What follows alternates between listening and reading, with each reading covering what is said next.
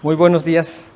Ha sido hermoso lo que hemos visto del Salmo 40. Hoy vamos a continuar con este Salmo 40, pero ahora vamos a ver los versículos del 6 al 10, donde nos manifiestan cosas muy importantes que al leerlas simplemente nos vamos a dar cuenta que nos hablan acerca del Señor. Pero antes de comenzar, vamos a hacer una oración para encomendarnos al Señor. Padre amado, cuántas gracias te damos en esta hermosa mañana por esta oportunidad que nos das de seguirnos edificando en ti. Agradecemos el cargo que has puesto en nuestros corazones para aprovechar cada medio de gracia que tú nos das para crecer en el conocimiento de ti a través de tu palabra. Te pedimos que en el poder de tu Espíritu nos guíes, Señor, y alientes nuestros corazones a seguirte conociendo y sirviendo. Señor, ponemos en tus manos las vidas de nuestros hermanos en Cristo que están padeciendo enfermedad. Te pedimos para que sanes plenamente a Ceci, que quedó con un poco de baja de energía. Te pedimos por Jonathan, que ahora resultó contagiado de COVID. Te pedimos por la familia Esquivel también, que tú los guardes, especialmente a Carlos, que ya está saliendo de este problema. En fin, todos nuestros hermanos en Cristo, como Alfonso, Mari Carmen y Gaby, que también han sido contagiados. Cuida de sus vidas, Señor. Tú haz que sean lo más leves las molestias y que finalmente vean claramente de tu mano la salud que tú les devuelvas. Te pedimos tu bendición a través de Cristo Jesús. Amén. Siempre nos afecta, nos preocupa lo que nos pasa como iglesia. Somos una iglesia, somos un cuerpo de Cristo. Y como cuerpo nos dolemos cuando alguien padece. Nos gozamos con los que se gozan, lloramos con los que lloran y nos dolemos con los que padecen. Pero no podríamos vivir con esta angustia si no tuviéramos la forma de descansarla en las manos del Señor. Si nos duele, pero la descansamos en las manos del Señor, que es el único que puede transformar los corazones, darnos la salud que necesitamos, es el Todopoderoso. Y en la medida que nosotros tenemos conciencia de esto, podemos descansar en Él. Ahora, Él es el Todopoderoso en todos sentidos. Él es el Todopoderoso para devolvernos la salud. Él es el Todopoderoso para protegernos cuando estamos en algún peligro o cuando enfrentamos alguna adversidad. Pero también es poderoso para seguir cambiando nuestros corazones, haciéndonos semejantes al de Cristo. Y vamos a ver ahora esta situación que nos menciona acerca del rey David, que era el salmista, en este salmo se le atribuye a David, pero que es difícil que se le pueda atribuir estas palabras a él mismo. Vamos a leer lo que dice este Salmo 40 y vamos a ver de los versículos 6 al 10. Bien, dice lo siguiente: sacrificio y ofrenda no te agrada, has abierto mis oídos. Holocausto y expiaciones no has demandado. Entonces dije, he aquí, vengo.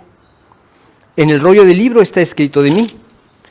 El hacer tu voluntad, Dios mío, me ha agradado, y tu ley está en medio de mi corazón. He anunciado justicia en grande congregación. He aquí, no refrené mis labios, Jehová, tú lo sabes. No encubrí tu justicia dentro de mi corazón. He publicado tu fidelidad y tu salvación. No oculté tu misericordia y tu verdad en grande asamblea. Entonces vemos versículos como estos que dices, sacrificio y ofrenda no te agrada, has abierto mis oídos, holocausto y expiación no has demandado. Entonces dije, aquí vengo. En el rollo del libro está escrito de mí. Y vemos que difícilmente se le pueden atribuir a David estas palabras. Entonces, ¿a quién se podrían referir? Nosotros suponemos, como el mismo David lo expresó, y lo tenemos registrado también en la Biblia, que al final de sus días, él comentó que él mismo había sido una persona a través de la cual había hablado Dios. El Espíritu de Dios estuvo en mí y él habló estas palabras. En muchas ocasiones él no sabía ni por qué estaba escribiendo lo que estaba escribiendo. En muchas ocasiones sí. Escribía cosas que le habían sucedido en su vida y que había visto la mano de Dios como testimonio, dando testimonio a la gente del poder de Dios para darle las victorias que él obtuvo y para sacarlo adelante de los problemas que enfrentó. Pero esto lo dejó como testimonio para que nosotros viéramos que este Dios es el mismo Dios en cualquier persona. Lo hemos visto a lo largo del Antiguo Testamento, lo vimos en el Nuevo Testamento, lo hemos visto a lo largo de la historia de la cristiandad y es el mismo Dios. Por eso cuando nosotros compartimos el Evangelio, estamos tratando de que las personas entiendan en qué consiste esta nueva vida que pueden tener, que viene a través de Cristo y que es el Todopoderoso para transformar cada corazón que le entrega su voluntad. Y esto es lo hermoso de la vida cristiana. No es algo que dependa de una persona o de una organización. Es una relación con Dios. Y esto nos lo ofrece a todos. Entonces vemos que difícilmente esto se está refiriendo a David. Aquí vemos que el Espíritu Santo fue quien reposó en David y pudo llevarlo a dar estas palabras que se referían precisamente al Señor Jesucristo. Y en este pasaje del 6 al 10 nosotros vemos tanto las características o el carácter y el ministerio del Mesías que esperaban los judíos, pero que nosotros ya lo tenemos en el Nuevo Testamento como el Mesías que ya vino, y es ese Mesías que salva al hombre y que cambia los corazones. Entonces vamos a ver algunas características de este carácter del Mesías. Vamos a ver algunas características de esta misión del Mesías y en estos versículos que son del 6 al 10 nos describen con pequeños detalles, pero que nosotros al conocer la Escritura podemos comprenderlos con mayor claridad. Y comenzando con las características del carácter del Mesías, vamos a ver lo que dice en el versículo 5. Nuevamente vamos a ver el versículo 5. Dice: has aumentado, oh Jehová Dios mío, tus maravillas y tus pensamientos para con nosotros. No es posible contarlos ante ti. Si yo anunciare y hablare de ellos, no pueden ser enumerados. Y entonces comienza diciéndonos algunas de estas características del carácter de Jesucristo. Y dice: sacrificio y ofrenda no te agrada. El 6. Has abierto mis oídos. Holocausto y expiación no has demandado. Dice, has abierto mis oídos, y en el original se refiere a has horadado mis oídos. Recordemos que en la antigüedad había una costumbre entre el pueblo judío. Los judíos no podían tomar como esclavo a algún hermano suyo de manera permanente, cosa que sí podrían hacer con los extranjeros. En ocasiones que conquistaban poblaciones, se quedaban con los extranjeros y sí los podían tener como esclavos durante toda su vida. Esto no lo podrían hacer con algún hermano judío que se vendía como esclavo. Lo que pasa es que en la antigüedad no es como ahora. Ahora muchas veces una persona se compromete con otra en alguna deuda y le dices, mira, estoy pasando por una necesidad, no sé si me puedas prestar ahí lo que sea tu voluntad, algo que no te desequilibre, unos 100,000 quetzales. Bueno, no tanto, ¿verdad? Pero tú les prestas a la persona el dinero y la persona no cumple con sus pagos y te dice, mira, es que no tengo, no te puedo pagar, todavía no tengo. Allá no existía eso. Allá era el plazo, tienes que pagar, ¿no tienes que pagar? Ah, bueno, entonces véndeme a tus hijos, o véndeme a tu familia, o véndete todo en paquete, ¿verdad? Y entonces ya quedo satisfecho de mi pago y tú mientras vas a trabajar para mí, ¿verdad? Entonces así era la costumbre en aquella época, pero a un judío no lo podían hacer permanentemente un esclavo, sino que al 7º año tenían que dejarlo libre, en el tiempo del jubileo. Entonces esta persona salía libre de balde y Dios demandaba que ese hermano en Cristo, ese hermano judío que salía libre, que ya no eres tu esclavo, tenías que darle liberalmente de tus provisiones, de lo que tú tenías, para que no continúe con la misma condición. Te trabajó para ti de una manera muy barata su mano de obra, ahora vas a darle un poco de lo que tú tienes para que él continúe su vida normal. Entonces no quería Dios que hubiera personas pobres entre ellos, o que el pobre no fuera desamparado. Entonces esto estaba establecido así, pero de repente llegaba un momento en que tendría que salir libre, y el esclavo le decía, mira, no me conviene salir libre, yo prefiero quedarme contigo, por cualquier razón. A veces era porque había comprobado que le iba bien con él. En otras ocasiones quizá había tomado alguna esclava y la había tomado como esposa, de las que eran esclavas permanentes de él, y entonces él tenía que quedarse, quería quedarse con su familia. Amo a mi mujer, amo a mi familia, me quiero quedar aquí contigo. Cualquiera que fuera la condición, si esta era la decisión de este hermano judío, tenía que hacer esta ceremonia de horadarle la oreja con lesna y quedaba como su esclavo para siempre. Pero era su esclavo voluntario para siempre. No era un esclavo forzado. Los extranjeros sí, quedaban permanentemente, pero este había decidido por sí mismo ser un esclavo de esta persona para siempre. Y entonces aquí habla de, has horadado mis oídos en este sentido.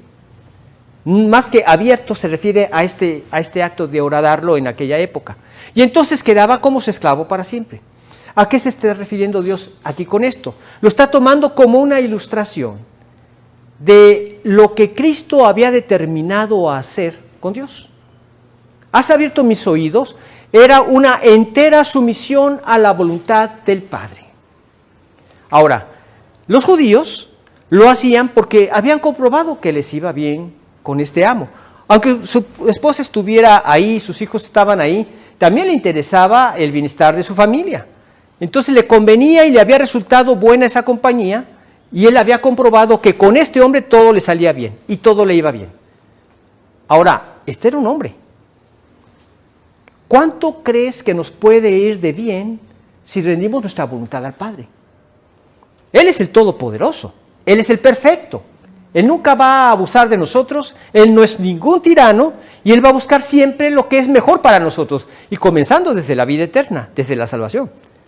Dice la Escritura, el que no escatimó a su propio Hijo, sino que lo entregó por todos nosotros, ¿cómo no nos dará también con Él todas las cosas? O sea, si Él ya nos dio a su Hijo para lograr nuestra salvación y reconciliación con Dios, ¿cómo no nos dará también lo que necesitamos?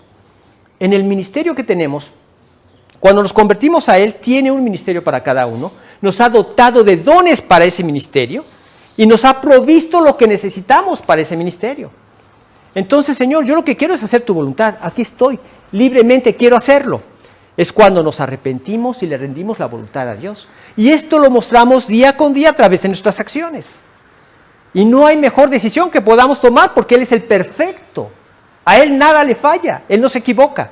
Y entonces cuando tu voluntad está rendida a Dios, al leer tú la palabra, ves la voluntad de Dios. Y al ver la voluntad de Dios, tú no pones en duda su palabra. Tú dices, ay, a lo mejor esto lo dijo en aquella época, con aquellas personas, eran muy duros, eran otras circunstancias, eran otras ideologías, no es lo mismo que vivimos ahora, etcétera, etcétera. Todo eso viene del diablo. El diablo no quiere que creamos la palabra, el diablo no quiere que vivamos la palabra. Este pasaje lo encontramos en Éxodo capítulo 21. Vamos a leer nada más el versículo 6 donde habla acerca de este aspecto. Bueno, dice en Éxodo 21:6. Entonces su amo lo llevará ante los jueces y le hará estar junto a la puerta o al poste, y su amo le horadará la oreja con lesna y será su siervo para siempre. Quedará como su esclavo para siempre, pero un esclavo voluntario. Él decidió esto. Y en este pasaje lo podrían leer. Y tenemos también en Isaías, el capítulo 50, y vemos en los versículos 4 y 5, que habla acerca de lo mismo. Dice, Jehová el Señor me dio lengua de sabios para saber hablar palabras al cansado. Despertará mañana tras mañana, despertará mi oído para que oiga como los sabios. Jehová el Señor me abrió el oído, y yo no fui rebelde ni me volví atrás. Jehová el Señor me horadaró, me hizo el hoyo aquí en el oído, desde que le rendí mi voluntad. Yo no fui rebelde. Hice su voluntad. No me volví atrás. Caminé una vida conforme a la voluntad del Señor. Entonces vemos esta voluntad rendida del Señor Jesucristo. Ahora, ¿hasta qué grado la rindió? Pues sabemos que fue hasta la misma muerte. ¿Y qué clase de muerte? Y vemos cuando estaba en la agonía en Getsemaní, cómo dice la Escritura que Él sudaba gotas de sangre que caían sobre la tierra. Y él estaba en una profunda agonía porque sabía lo que le esperaba. Y entonces él, conociendo a Dios, que todo le era posible, le dijo: Padre, si es posible, pasa de mí esta copa sin que yo la beba. Pero como has horadado mis orejas, como yo soy tu siervo voluntario para siempre, en una rendición absoluta, Jesús le dijo: pero no se haga mi voluntad, sino la tuya. La tuya que es perfecta, la tuya que no tiene ningún error. Ahora, les he dicho que en todos los atributos divinos, Él los manifiesta de manera perfecta e infinita. Incluso esta rendición a su voluntad. Y aunque nosotros no podamos hacerlo de la misma manera perfecta e infinita, sí tenemos esa disposición día con día de hacer la voluntad de Dios. Y en cualquier tipo de deficiencia que Dios nos muestra, le pedimos perdón por esto y le pedimos su poder para poder quitar estas deficiencias. Escuchaba de una persona que al leer estas características del amor de Dios, dice: el amor no tiene envidia, el amor no es jactancioso. Entonces él decía: ¿cómo puedo hacer para no jactarme en la plática que tengo con otras personas? Porque es muy común que tú tengas una plática entre amigos o entre familiares y siempre trates de destacarte más que los otros, porque el amor no tiene envidia, no es jactancioso. La envidia es, la otra moneda es la jactancia, que trata de despertar la envidia en otras personas, ¿sí? El amor no es así. Entonces él decía: ¿cómo puedo hacerle, Señor? Y Dios le dio la clave. Dice: entonces me vino al pensamiento y le dije: Señor, por favor, con tu ayuda y con tu poder, permíteme que cada vez que yo esté hablando en alguna reunión de estas, hable de ti y no de mí. Busque tu gloria, no la mía. Y dice que en eso él encontró la clave para ser librado de toda jactancia. Y sí, es un buen consejo. Es muy común en la gente sin Dios, que tú ves a algún amigo que tiene un carro último modelo y entonces tú dices: ¿y cuánto te costó tu carro? Pues tanto. Yo lo hubiera conseguido en tanto menos. Ya produjiste esta envidia en la otra persona, ¿verdad? O que no fue tan hábil en los negocios, o quizá tratas de decir, en muchas ocasiones hasta falsamente: en la vida me está yendo de maravilla, yo recibo el 20% de lo que se vende de tales productos, en tanto tú estás recibiendo el 10%, y todo para tratar de despertar esta envidia. Cuando nos convertimos a Cristo empezamos a vivir en el amor, y en el amor no busca lo suyo, no mirando cada uno por lo suyo propio, sino cada cual también por lo de los otros, nos dice el Señor ahí en Filipenses 2. Entonces yo busco el bien de los demás, agradar a los demás y alentarlos para vivir para el Señor. Y entonces ya esta envidia, esta jactancia, Dios la quita cuando empiezo a hablar de Él. Miren, yo estoy convencido que sin Él mi vida ahorita sería completamente miserable. Entonces estoy en esta idea. Fue Cristo quien ha obrado el cambio en mi vida. Y entonces estoy glorificándolo a Él. Y ya no busco mi propia gloria. Entonces vemos que Él es el Todopoderoso que puede llevar a cabo esto, y cuando yo le rindo mi voluntad al Todopoderoso, sé que estoy tomando la mejor decisión. Y entonces puedo ver la palabra y ya no hay algún sentido de incertidumbre, ¿no? Ay, es que la psicología dice esto, pero la palabra dice esto otro, ¿qué hago?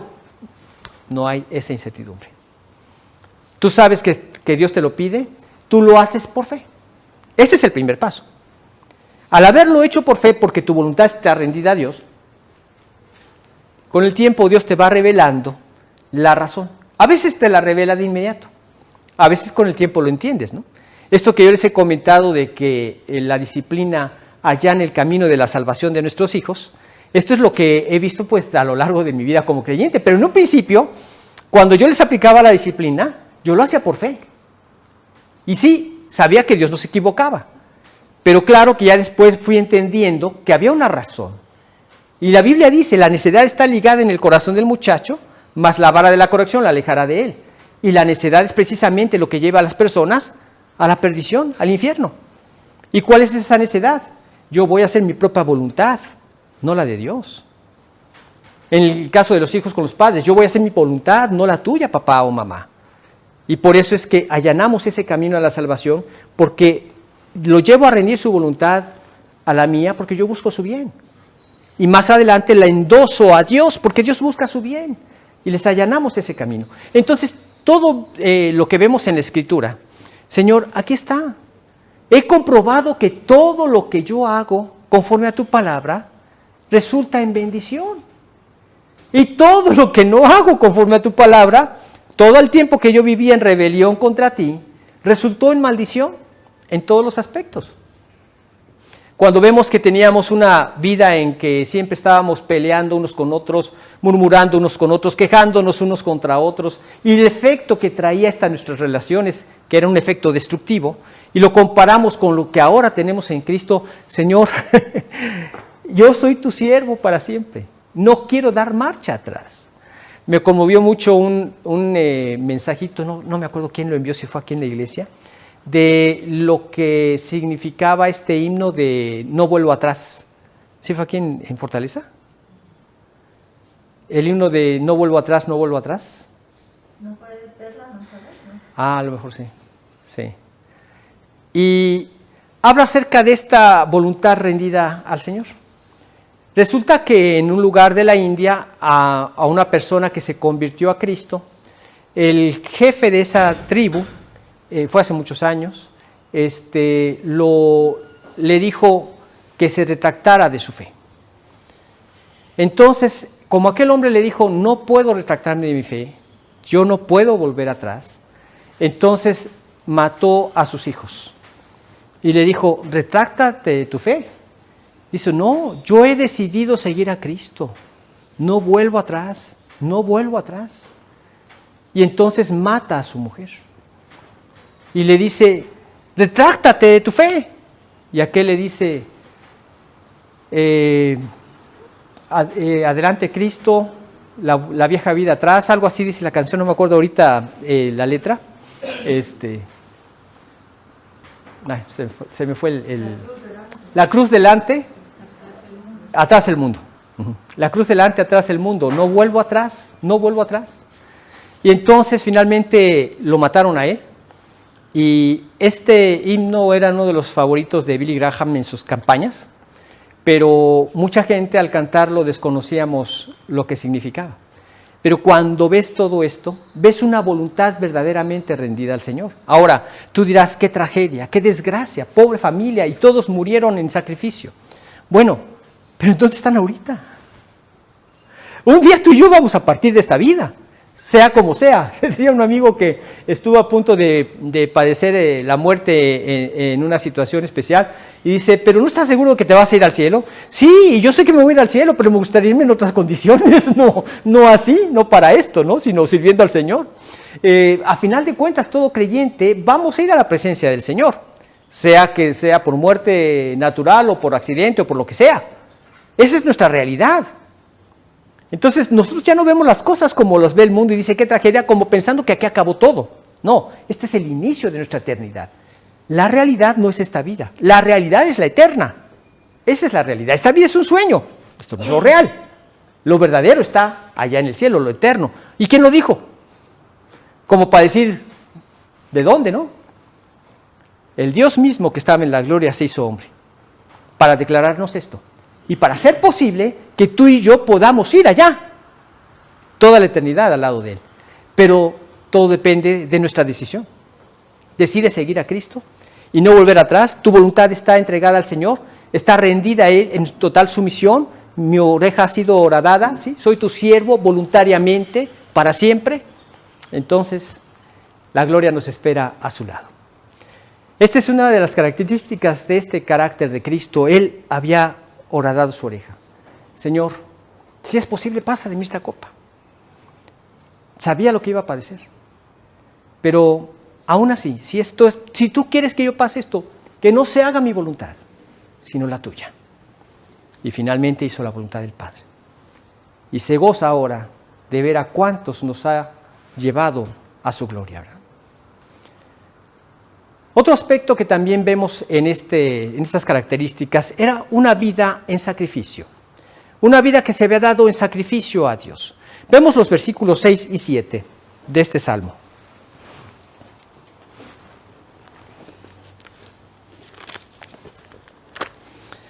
Dice, sacrificio y ofrenda no te agrada, has abierto mis oídos. Holocausto y expiación no has demandado. Entonces dije, he aquí, vengo. En el rollo del libro está escrito de mí. Aquí vemos que Cristo no vino para ofrecer sacrificios. Vemos que este era el trabajo de los sacerdotes en la época de Jesús.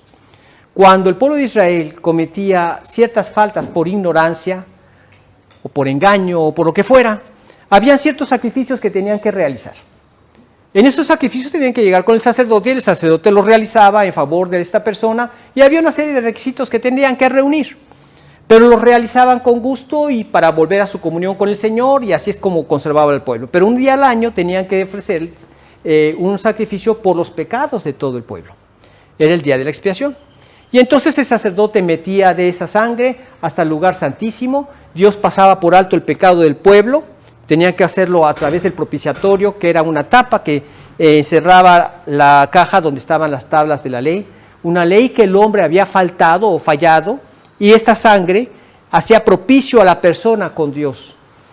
Entonces, este tipo de sacrificios que se realizaban por medio del sacerdote no fue lo que vino a hacer Cristo, sino Él mismo a ofrecerse, a darse a sí mismo en ofrenda perfecta a Dios.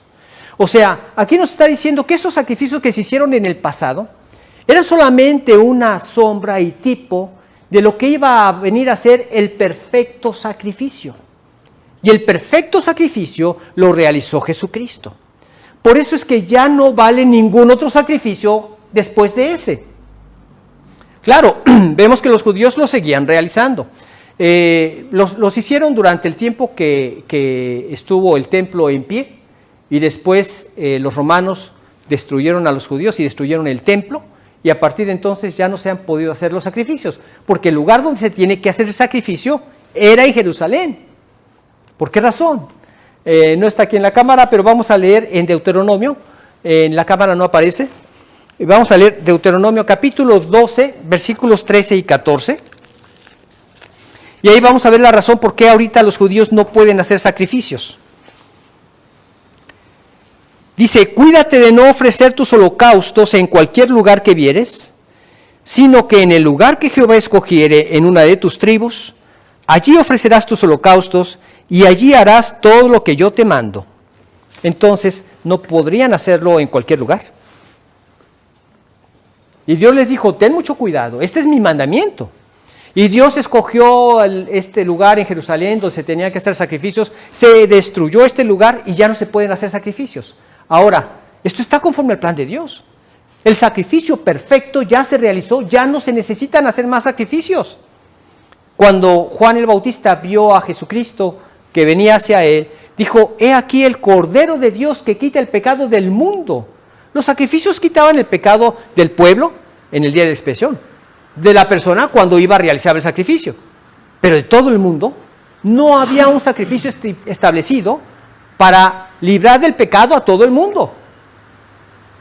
Pero cuando Cristo vino y dio su vida en sacrificio, en expiación por el pecado en la cruz, lo hizo para todo aquel que cree en todo el mundo. O sea que esta salvación es necesaria en todo el mundo.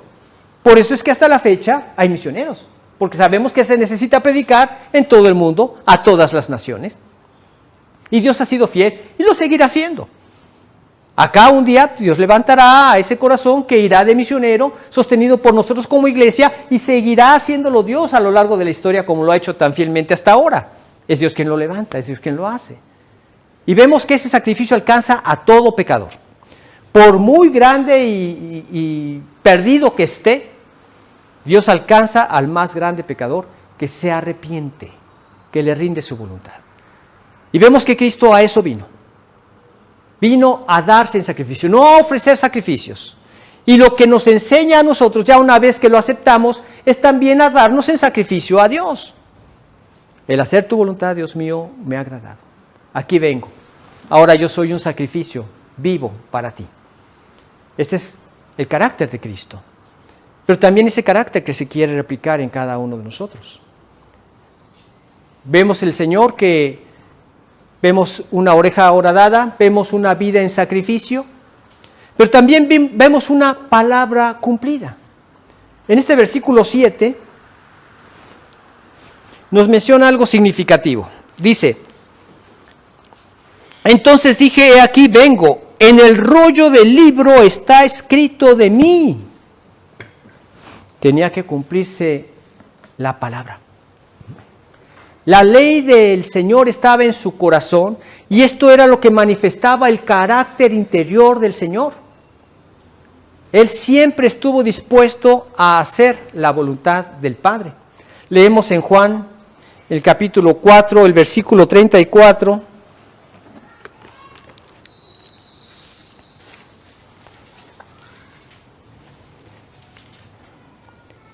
Dice, Jesús le dijo, mi comida es que haga la voluntad del que me envió y acabe su obra. Todo lo que está escrito tenía que cumplirse. Y vemos que el mismo sacrificio tenía que realizarse de la manera que se realizó, porque uno a veces se pregunta por qué tuvo que ser necesario ser tan sangriento. Aún de las películas que he visto del sacrificio de Cristo, la que he visto un poco más sangrienta y por cierto también un poco disparatada fue la de Mel Gibson. Este hombre se queda corto con lo que en realidad pasó. A pesar de ser tan sangriento, su especialidad es películas sangrientas. A pesar de ser tan sangriento, se quedó corto. Por lo que leemos en la Escritura, cuando se nos dice cómo fue desfigurado de los hombres su parecer y su hermosura más que la de los hijos de los hombres, implica esto, ¿verdad? Una desfiguración tal que ya no parecía ningún ser humano su rostro. Ahora, ¿tú crees que lo hizo por gusto, porque quería presumirnos hasta qué grado era su fortaleza o su capacidad de padecer sufrimiento? Él padeció todo esto, porque te veía a ti y a mí, y sabía que no había otra forma de nosotros ser librados de lo que espera este mundo sin Dios, un eterno infierno. No había otra forma. Entonces Él lo padeció, y todo lo que estaba escrito de Él se tenía que cumplir. Esta fue una palabra cumplida, una escritura cumplida desde el momento en que nació hasta el momento en que expiró. Y ya cuando había acabado todo, ya cuando todo lo que tenía que hacer se había consumado, Él lo dijo: consumado es. Entregó el Espíritu. Y como veíamos la vez pasada, nadie le quitó su vida, como dice en Juan 10, nadie me la quita, sino que yo de mí mismo la pongo, tengo poder para ponerle, tengo poder para volverla a tomar. Entonces Él entregó su vida y dio cumplimiento pleno a la Escritura. Ahora, por eso es que comentamos que Él es la palabra, Él es la Escritura. ¿Cómo podemos nosotros dudar de algo que es tan perfecto y tan preciso como la palabra del Señor? Hasta la fecha el mundo sigue tratando de desacreditarla, y todo esto viene del diablo, porque Él no quiere que nosotros obedezcamos a Dios. Pongamos en tela de juicio la palabra de Dios. Creamos que quizá Dios se equivoca en lo que Él dice, o el que lo escribió tenía alguna mala vibra hacia el ser humano, ¿no? Dios no se equivoca. Su palabra es perfecta, su palabra es santa, no tiene errores como lo es Dios mismo, ¿sí? Él no tiene errores, Él no se equivoca. Y por eso podemos pedirle a Dios que también su palabra la cumpla en nosotros. Hay promesas que están en la Escritura. Yo me quedé en que habían más de 7,000 promesas, ¿verdad? Para esta vida, ya no digamos para la eterna. Que podemos llegar a Dios con esa confianza y decirle: Señor, tú cumple esta promesa, yo quiero descansarla en ti. Hay muchas cosas que nos preocupan, pero las preocupaciones también traen algunos efectos en nuestra salud. Y Dios nos dice que por nada estemos preocupados, ¿no? Y Él nos da la clave, que le pongamos las cosas en oración, con toda oración y ruego, dice, con acción de gracias, y la paz de Dios que sobrepasa todo entendimiento guardará vuestros corazones. Y Dios lo hace así. Y en la medida que vamos conociendo la palabra, le pedimos a Dios, como este Señor, dame tu fortaleza para que cada vez que hable de ti y no de mí. Y Dios lo lleva a cabo. Aprendiendo acerca del amor y poniéndolo en práctica, comprobamos su eficacia, el poder de Dios. Recuerdo haber tenido un conflicto con un vecino, soy el presidente de la mesa actual, de la mesa directiva, y este amigo también era parte de esta mesa directiva. Ya habíamos acordado, porque a veces agarraban una carretilla para hacer fogatas encima de la carretilla, y pues la llantita se hacía chicle, ¿verdad? Entonces ahí va este amigo con la carretilla a poner una fogata, y pues soy el presidente y tengo que irle a decir que esto no está permitido, y él mismo estaba en la mesa directiva escuchando cuando hablamos de esto, y le digo, ay, mira, me da mucha pena, pero acuérdate que quedamos en esto. Y dice, ¿quién te puso a ti como policía del condominio? Pero me di cuenta que estaba borracho, y yo te voy a pagar mañana 5 carretillas, pero déjame demostrar, déjame pasar un momento a gusto con mi familia, con mi esposa y mi hijo, o si no lo arreglamos como quieras. Y entonces me puse en guardia y le di uno. No te creas. Eso hubiera sido en otra época. No, pero lo sorprendente fue esto, que desde que yo iba caminando hacia allá, yo le pedí a Dios que guardara mi corazón, que no me enojara, que me librara de todos esos malestares que producen esas cosas. Porque hubiera llegado y me hubiera hecho daño la cena y a saber qué tantas cosas me hubieran pasado. Le rogué a Dios y le dije, oye, tranquilo, no creo que por una carretilla vamos a pelear y somos vecinos. Y además aquí está tu esposa y tu hija. Estaban espantadas la mujer y la hija, ¿no? Y me siguió ahí diciendo cosas, haciéndose el bravucón.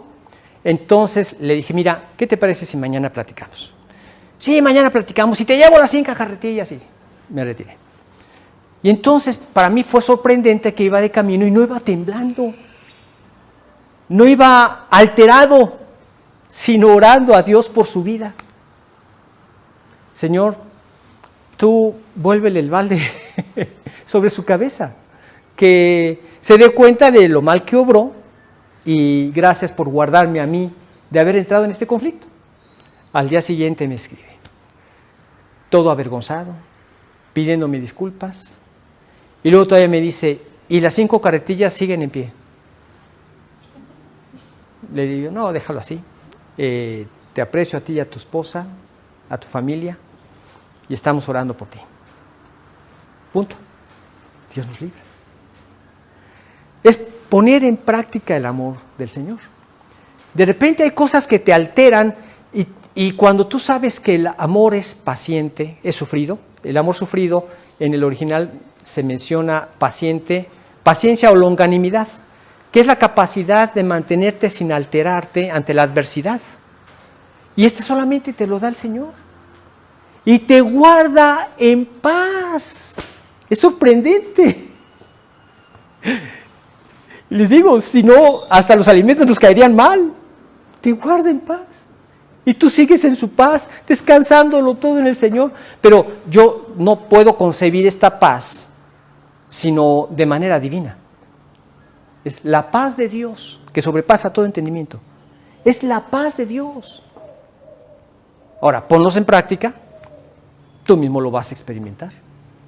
Pero es la palabra en acción que tiene cumplimiento. Y tú le dices, Padre, haz que tu promesa se cumpla en mí. Yo quiero vivir conforme a tu voluntad. Yo quiero vivir en esta nueva ley, en la ley del amor de Jesucristo.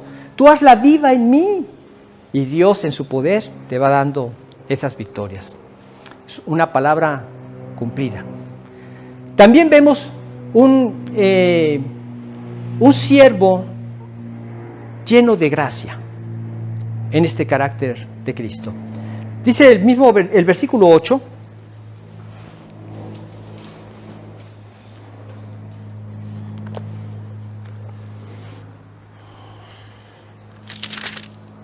el hacer tu voluntad, Dios mío, me ha agradado, y tu ley está en medio de mi corazón.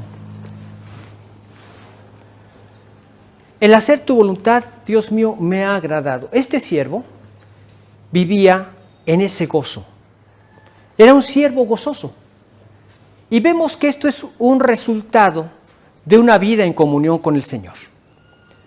Este siervo gozoso, en un corazón que está rendido a Dios, le resulta un deleite el hacer su voluntad. Este es el secreto de la vida cristiana. Leemos ahí en Romanos 7:22.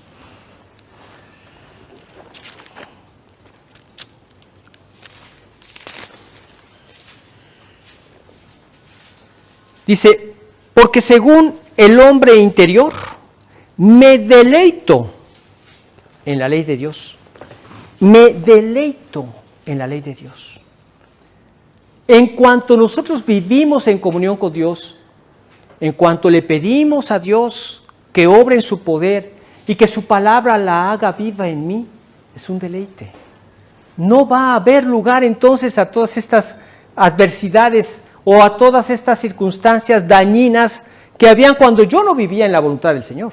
Ahora vivo en la voluntad de Dios y me libera el corazón. Me libera de todas esas desgracias, de todos esos problemas.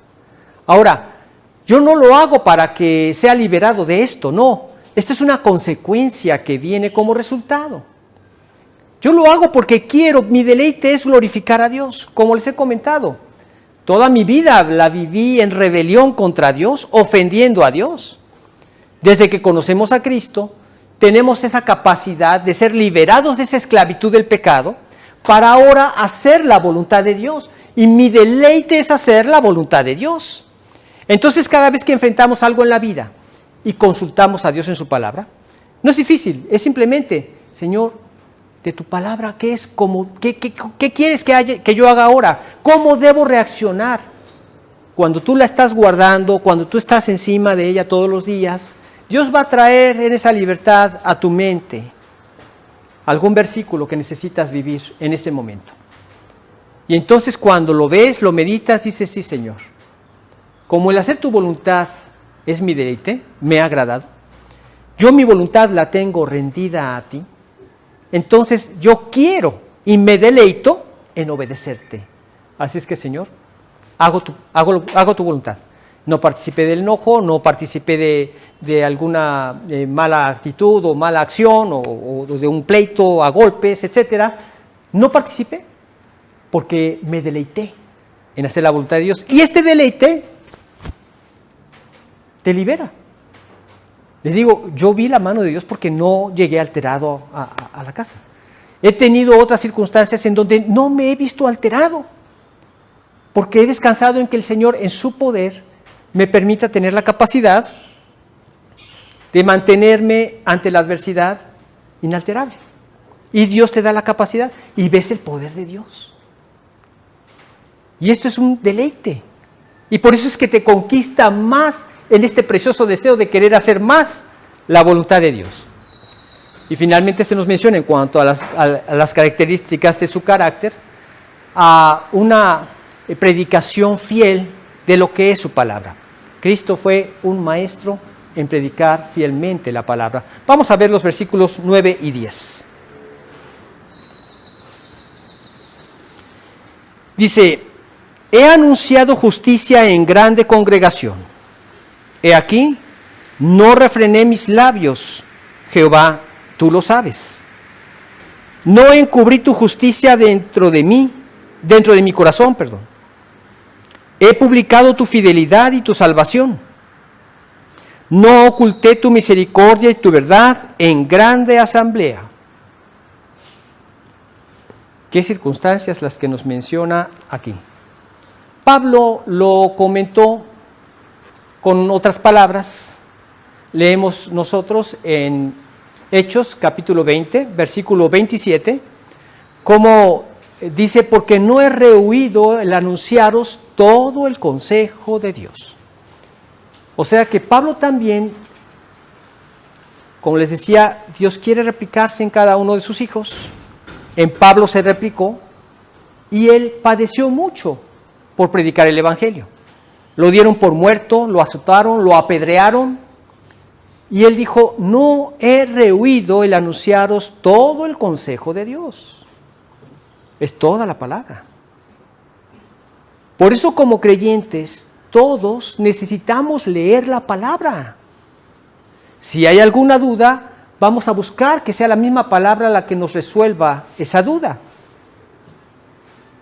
Y a través de ese crecimiento en la palabra, vamos entendiendo el consejo de Dios. Pero por eso también a veces descansamos, tenemos algunas predicaciones de pasajes aislados, pero a veces tomamos alguna parte de corrido, como lo estamos haciendo con los salmos, porque necesitamos conocer todo el consejo de Dios, porque toda su palabra es verdad. Y son diferentes aspectos que nos hablan acerca del carácter que necesitamos tener de Jesucristo. ¿Cómo conocerlo si no conocemos todo el consejo de Dios? Y mismo Pablo también comentaba que tenemos que ser epístolas vivientes a través de las cuales las demás personas puedan leer el Evangelio de Jesucristo. Por eso leemos ahí en 2 de Corintios, en el capítulo 3, los versículos del 1 al 3, que dice, ¿comenzamos otra vez a recomendarnos a nosotros mismos? ¿O tenemos necesidad como algunos de cartas de recomendación para vosotros o de recomendación de vosotros? Nuestras cartas sois vosotros, conocidas y leídas por todos los hombres, siendo manifiesto que sois carta de Cristo, expedida por nosotros, escritas no con tinta, sino con el Espíritu del Dios vivo. No en tablas de piedra, sino en tablas de carne del corazón. Dios escribe en nosotros el Evangelio que la gente ve, que la gente lee en nosotros a través de nuestras actitudes. Porque es sorprendente lo que Dios hace al escribir su palabra. Cuando leemos en 1 Corintios capítulo 13 estos 15 atributos de lo que es el amor, ninguno de ellos son calificativos del amor o descripciones del amor. Son verbos que indican acciones. Es la manera como debo vivir en el amor. Y a través del Espíritu me permite experimentarlos. Y entonces hay una vida que comparte el Evangelio, que la gente lee el Evangelio, y al compartir con otros el Evangelio, dicen, sí, yo quiero escuchar eso. La anécdota más impresionante que conozco es de un hombre que estaba en prisión por causa de predicar el Evangelio. Claro que entró a prisión sin su Biblia y sin nada. Entonces él trataba de repasar los versículos que había memorizado y trataba de alguna manera de escribirlos en algún lado. El caso es que una vez caminando en el patio empezó a testificarle a otro preso. Y le dice, ¿y quién es Jesús para que yo crea en él? ¿Cómo es él? Y aquel tuvo la osadía de decirle, como yo soy, así es él. Y aquel le contestó, entonces sí quiero escuchar acerca de Jesucristo. O sea, tal había sido el testimonio que había dado. Imagínatelo en prisión, quizá ataques que había recibido, burlas que había recibido, y la forma como había actuado ante esto había calado en el corazón de esa persona. La gente nos ve, cómo reaccionamos, cómo vivimos, cómo somos. Y cuando les predicamos el Evangelio, sí, yo quiero ser como Jesús. Yo quiero aceptar a Cristo. Entonces vemos en este versículo 9 y 10 las características del ministerio del Mesías, de este Mesías. Y comenzamos viendo la justicia de Dios en este versículo 9. Vamos a leerlo.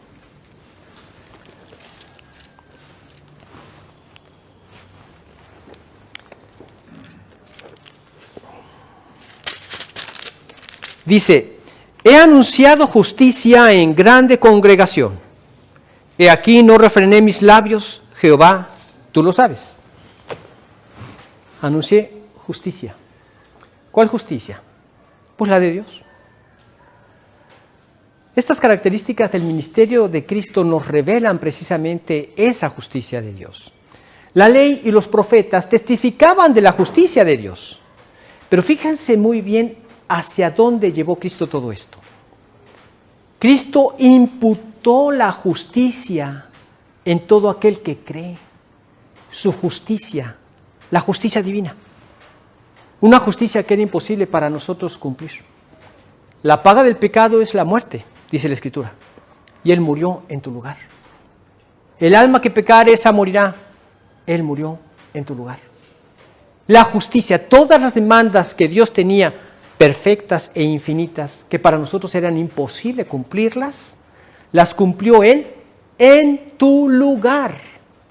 Cuando te convertiste a Él, Él te las imputó, la justicia perfecta te la imputó.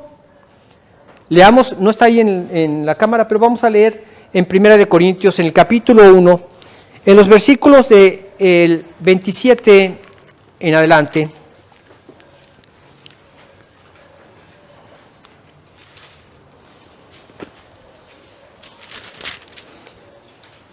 Dice, sino que lo necio del mundo escogió Dios para avergonzar a los sabios, y lo débil del mundo escogió Dios para avergonzar a lo fuerte. Y lo vil del mundo y lo menospreciado escogió Dios y lo que no es para deshacer lo que es, a fin de que nadie se jacte en su presencia. O sea, dicho de otra manera, no va a haber hombre alguno que llegue a la presencia de Dios y le pueda decir, Señor, yo aquí estoy porque yo me lo gané. No existe. Nadie puede llegar por sí mismo al cielo. Si no aceptaste la justicia de Cristo, nadie puede llegar. Pero después dice, a fin de que nadie se jacte en su presencia, más por Él, o sea, por Cristo, estáis vosotros, perdón, por Dios, más por Dios, estáis vosotros en Cristo Jesús, el cual nos ha sido hecho por Dios, sabiduría, justificación, santificación, redención. O sea que por Cristo Dios te ve perfectamente sabio, justo, santo, redimido. Para que como está escrito, el que se gloría, gloríese en el Señor. Entonces sí, vamos a llegar al cielo y vamos a decir, toda la gloria es tuya, Señor. Toda la gloria te pertenece. Tú eres el único digno de ser glorificado porque por ti estamos aquí, salvados, alabándote. No hay nada que yo hubiera podido hacer en mí. Fue tu justicia, fue tu salvación, fue tu sacrificio el que logró en mí esa transformación y el poder de tu Espíritu que obró en mí esa transformación a la semejanza de Cristo cada día hasta llegar a tu presencia misma. Todo por el sacrificio de Cristo. Porque Él nos ve así perfectamente, nos imputó perfecta justicia, perfecta santificación. Porque no podríamos llegar a Dios de otra manera, tenía que ser perfecta. Por eso Cristo lo realizó de manera perfecta. Cuando nos convertimos nos lo atribuye de manera perfecta. Pero aparte también hay una santificación práctica, que es lo que experimentamos con nuestra vida práctica. Y aunque resulte ser imperfecta, Dios la ve perfecta en Cristo. Y es por eso que me puedo acercar a Dios en todo momento por los méritos de Cristo, que Dios me ve perfecto y con la capacidad de acercarme a Dios. Esta es la perfección que logró el Señor por mí. Esa justicia divina, esa justicia perfecta. Leemos en Romanos 10:4. Dice,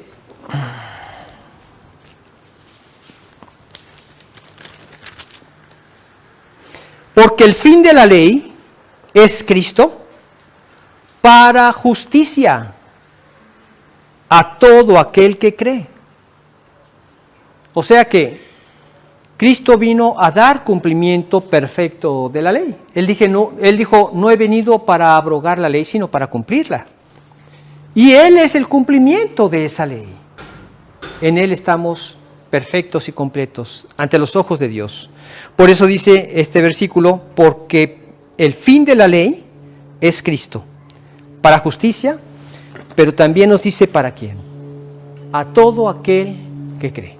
A todo aquel que voltea y ve ese sacrificio y lo cree y lo apropia.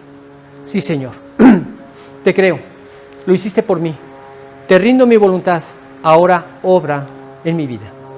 Y Dios hace esa transformación, en esa vida práctica, hace esa transformación. Entonces, primera característica del ministerio de Cristo es esa, ya se me agotó el tiempo, la justicia de Dios. Pero también otra característica de su ministerio que nos revela es la fidelidad de Dios. Este mismo versículo 10 nos menciona tanto la fidelidad, la salvación, la misericordia y la verdad de Dios. Vamos a ver este versículo 10 nuevamente. y vamos a hablar de estas características del ministerio.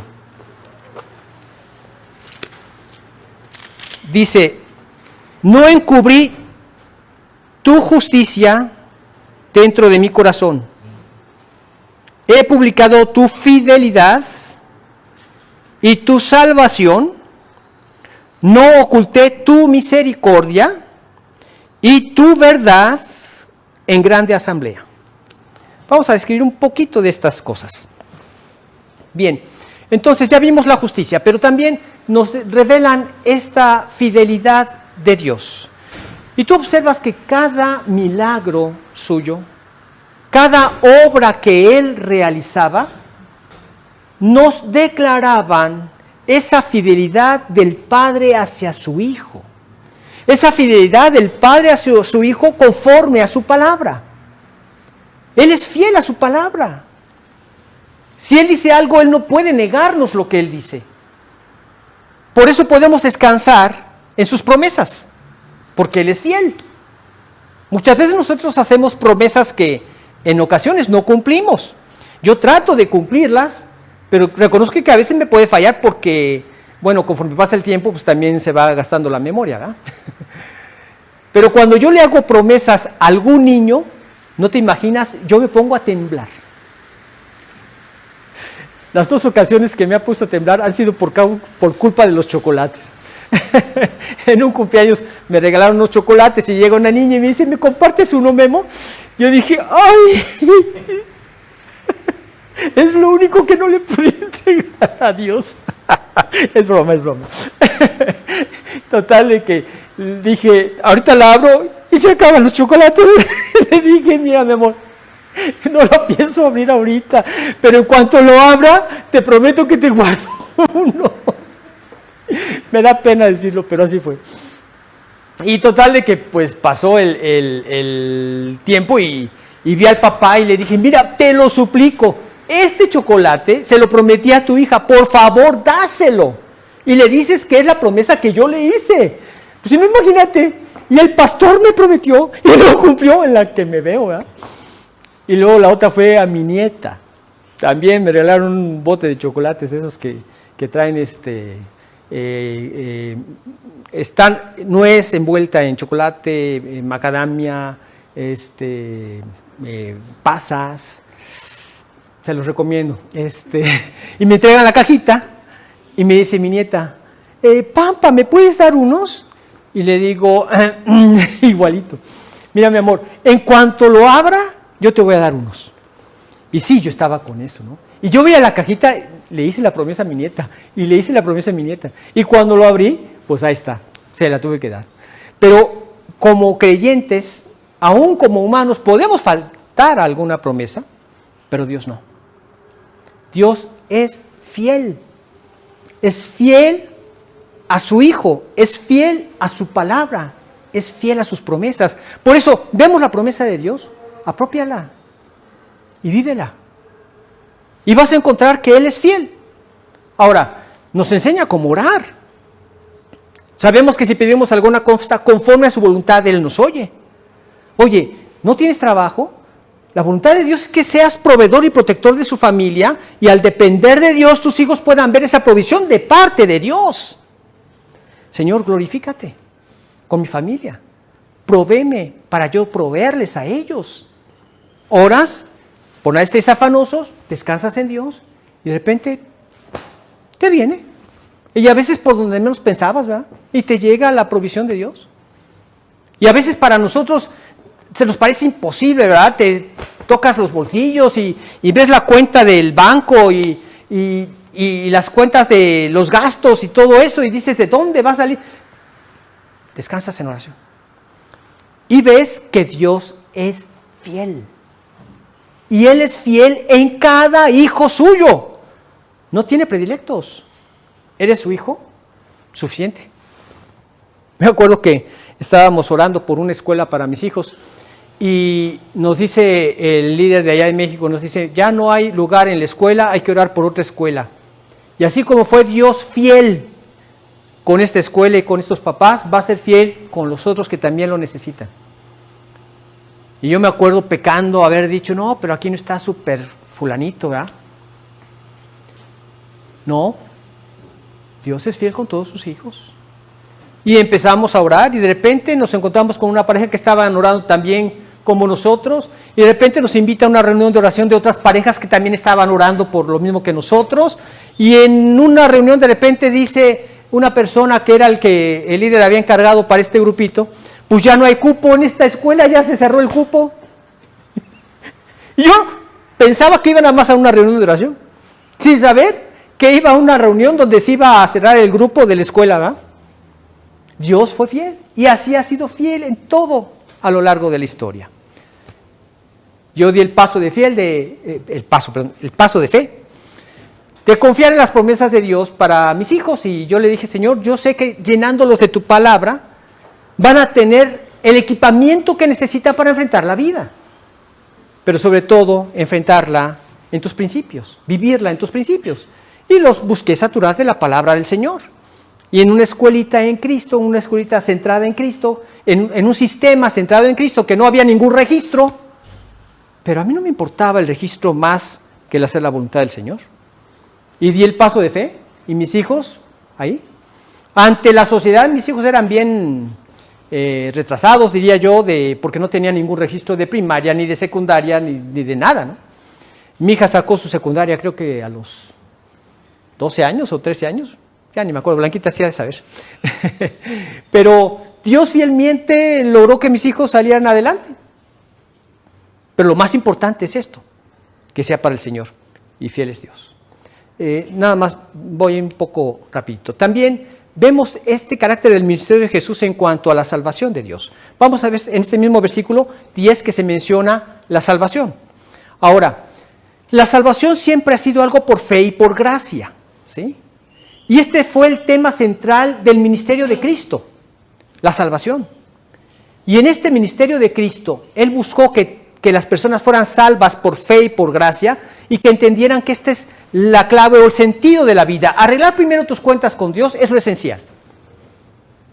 Y ya una vez que tú tienes la salvación, también pasa a ser nuestro ministerio como creyentes. Entendemos que por eso nos deja Dios aquí. Si no, ¿para qué nos deja Dios en este mundo lleno de problemas y de sinsabores? Nos deja porque Él quiere que a través de nuestra vida otros conozcan al Señor. Entonces vemos la justicia de Dios, vemos la fidelidad de Dios, vemos la salvación de Dios, vemos también la verdad de Dios, la misericordia de Dios antes, la misericordia de Dios, y vemos que por su amor y por su bondad nos dio a Cristo, quien es la misericordia del Padre para este mundo que vive en plena agonía. Dicho de otra manera, no hay solución para este mundo. Siempre ha estado tambaleante, siempre ha estado al hilo de los conflictos mundiales. Ahora que con este problema que hay entre Ucrania y Rusia, la OTAN no sabe si entrarle a los catorrazos, a la guerra o no, ¿verdad? Andan metiendo restricciones a Rusia por todos lados, Estados Unidos, en Europa. El problema es que Alemania se abastece del gas de Rusia y ahorita tienen un clima muy frío y pues si Rusia dice, pues yo también sé poner sanciones, ya no hay gas, ya se pasaron el invierno más frío de esta época, ¿verdad? Entonces están a un hilito, porque Rusia también tiene sus aliados. Siempre ha estado en esta agonía, pero Dios en su misericordia nos ha dado la única solución que existe, que es el Señor. Estaba leyendo una anécdota que me conmovió. No es parte de este estudio, pero en esa anécdota estaban dos grupos luchando, y uno de ellos le pide a su general, a su capitán, si le da la oportunidad de caminar un poco fuera de la trinchera hacia el área del enemigo. Y le dice que lo que quieres es que te dé permiso para que de una vez te maten. Por esta ocasión nada más, porque estaban luchando en plena Navidad. Entonces este hombre se para, le da permiso al capitán y empieza a entonar un himno cristiano que habla de la Navidad. Se da la media vuelta sin correr, caminando, y llega hasta el otro lado de su trinchera. El capitán se quedó tan asombrado de ese valor para ir a cantar esto en esa trinchera, en ese lugar, que del otro ejército llegan también 2 personas y empiezan a cantar su Noel, su cántico de Navidad. Y de repente cuando empiezan Noel, Noel, se une todo el ejército del bando contrario y después de cantar, otra vez volvieron a la batalla. Qué terrible, ¿no? Qué contradictorio. Estaban luchando personas que no se odiaban, matándose personas que no se odiaban, por culpa de personas que sí se odiaban, pero que no estaban en la batalla. Así son las guerras. Es un absurdo. Pero ¿cuál es la solución? ¿Las guerras? ¿Los conflictos? ¿Los gobiernos? ¿Las ideologías? No. La única solución es Cristo. Y ahí está la misericordia de Dios. El Dios misericordioso, dando en su amor y en su bondad a su Hijo, a este mundo que está en agonía. Y finalmente vemos su verdad. También en este versículo 10 nos habla acerca de su verdad, la verdad del carácter del Padre, que se manifiesta claramente en la verdad del carácter del Hijo. Y Jesucristo dijo, yo soy la verdad. Esta vida es un sueño, esta vida no es la realidad, no es la verdad. La verdad soy yo que les puedo dar vida eterna. Esa vida sí es la verdad. La eternidad, somos almas eternas. Aquí venimos a tomar esa decisión. ¿Dónde pasar esa eternidad? ¿Crees en Cristo y le rindes tu voluntad? Vida eterna a su lado. ¿No lo crees? ¿Lo rechazas? ¿Pisoteas el sacrificio de su Hijo? Eternidad en el infierno. Pero tú eres un alma eterna. Que el diablo trate de engañarte, esto es otra cosa. Pero la realidad es que eres un alma eterna. ¿Y quién nos lo dijo? Cristo, quien vino a la tierra para decirnos esto. Suficiente. Y no va a haber otra cosa, no va a venir algún otro ángel a decirte, no, sí, mira, tienes que creer porque allá está la eternidad. Y si hay eternidad, ponte en regla con Dios. No va a pasar nada de eso. Ya nos lo dejó Cristo, ya nos lo dejó escrito y tienes que creerle a Dios. Porque Él es la verdad. Él dijo, yo soy la verdad. Y el carácter de la verdad del Padre también está en la verdad del Hijo. En Juan 10:30 dice, yo y el Padre uno somos, tenemos el mismo carácter, somos la verdad. Y gracias a Dios, con eso concluyo, gracias a Dios, que aquel que es la verdad también es el camino y también es la vida. ¿Vida aquí? ¿Quieres conocer la verdadera vida aquí? Está en Cristo. Y vida eterna allá en el cielo. Una persona decía que salió a preguntarle a la gente qué era lo más importante para sus vidas. Entonces se encontró con un estudiante y le preguntó, ¿qué es lo más importante para tu vida? Pues lo más importante para mi vida, pues sería el dinero, una buena inteligencia y un poco de suerte. Luego le preguntó, se encontró con un hombre que estaba completamente tomado y le dijo, ¿qué es lo más importante para tu vida? Para mi vida, lo más importante es tener un buen vaso de aguardiente cada día. Se encontró con una persona hambrienta y le dijo, ¿qué es lo más importante para tu vida? Para mí, el pan y únicamente el pan. Se encontró con un grupo de jóvenes, de personas de diversas edades y les pregunta, para ustedes, ¿qué es lo más importante en la vida? Y todos coincidieron con lo mismo, salud, dinero y amor. Y él, decepcionado por las respuestas de la gente, finalmente se encontró con un anciano y le preguntó, para usted, ¿qué es lo más importante en la vida? El anciano le dijo, lo más importante para mí sería conocer a Cristo. En segundo lugar, parecerme a Cristo. Y en tercer lugar, ser completamente de Cristo. Esta respuesta fue la única que pudo llenar las expectativas del interrogador. Y esa es la clave de la vida. Por eso Jesucristo dijo, yo soy el camino, yo soy la verdad, yo soy la vida. Nadie viene al Padre sino por mí. Así es que alabemos a Dios porque por Él pudimos llegar al Padre, pero también pidámosle esa sabiduría que se replique en nosotros para también que otros vengan a los pies de Cristo a través de nuestra predicación, que conozcan al Padre. Vamos a orar. Padre amado, agradecemos esta mañana, la oportunidad que nos has dado de continuar con el avance de estos salmos tan hermosos, y especialmente de esta parte del Salmo 40, donde vemos que el salmista fue llenado por tu Espíritu para escribir esto acerca de Cristo. Gracias, Dios, porque podemos ver todo tu amor en la persona de Jesús, todo tu carácter, toda tu justicia, toda tu verdad, toda tu salvación en Él.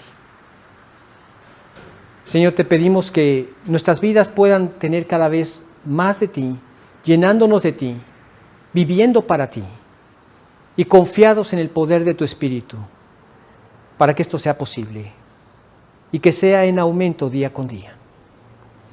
Especialmente en esta época, Señor, donde la gente vive en una total incertidumbre. Ya no solo por la pandemia mundial, sino también ahora por problemas de guerras. Y no hayan paz ni sosiego en sus corazones, porque es imposible tenerlas sin ti. Así es que, Señor, te suplicamos que tú nos des la gracia de poderte manifestar con nuestro testimonio y con nuestros labios ante las personas que nos rodean, porque tú nos has puesto en esta sociedad con ese específico propósito. Guíanos, te lo suplicamos, porque tú eres la única esperanza y lo único que necesita el mundo. Te lo pedimos a través de Cristo Jesús. Amén. Bueno, pues continuaremos con el Salmo 41 el próximo domingo y repasen este 40 y en base a lo que platicamos, medítenlo y vamos a encontrarle un sabor diferente.